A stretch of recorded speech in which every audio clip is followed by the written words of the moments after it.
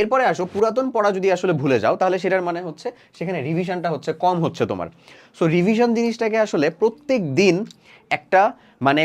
West of টাইমের মতন করে চিন্তা করে হলেও তোমার সেটাকে যুক্ত রাখা দরকার। তোমার ধরো নিউ সিলেবাস অনেকখানি হচ্ছে বাকি, যেগুলো নতুন, যেগুলো তোমাকে পড়তে হবে, যত যাই হোক না কেন, তুমি তোমার পুরাতন যা তুমি খুবই পারো, খুবই কনফিডেন্ট আছে যে ভাই নদী নৌকার ম্যাথ আমি খুবই ভালো পারি, আমি হচ্ছে যে কাজ ক্ষমতা শক্তির মোটরের কর্মক্ষমতার জিনিসপত্রের নির্ণয় খুবই ভালো পারি, আমি হচ্ছে বর্ণালী রিলেটেড কোনো ম্যাথে আটকাই না, এরকম যত যাই থাকুক না কেন তোমার টেন্ডেন্সিতে রাখতে হবে যতটাই থাকুক সেটাকে তুমি একটা সার্কুলার সুন্দর মতন রিভিশনের প্রত্যেকটা দিনের ভিতরে একটা সার্টেন টাইম রাখো, যে টাইমের ভিতরে আজকে ফিজিক্স হলে পরের দিন কেমিস্ট্রি, পরের দিন ম্যাথ, পরের দিন বায়োলজি, এরকমভাবে হলো একটা রিভিশনের টাইম রাখবা। এবং এই টাইমের পার্সেন্টেজটা অলওয়েজ মাথায় রাখবা যে যেহেতু তুমি এখন একেবারে পুরার পড়ার ফ্লোতে আছো, অ্যাটলিস্ট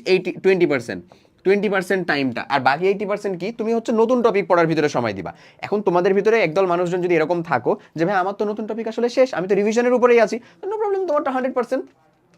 তুমি 100% রিভিশনের উপরেই থাকবা, তাহলে তোমার তো আসলে নতুন পড়ার কিছু জিনিসপত্র কোনো কিছু নাই, তুমি তো পুরাতন জিনিসকেই সুন্দর মতন ঝালাচ্ছ, তুমি এখন সেটাকে বেশি বেশি প্র্যাকটিসের মধ্যে রাখো, ইনশাল্লাহ তোমার পুরাতন জিনিসগুলো যেগুলো একেবারে শুরুতে পড়ছিলা, যেগুলো মধ্যে পড়ছো, যেটা এখন পড়ছো, সব কিছুই খুব ভালো মতন একেবারে প্যাকেট হয়ে যাবে। ওকে, আচ্ছা।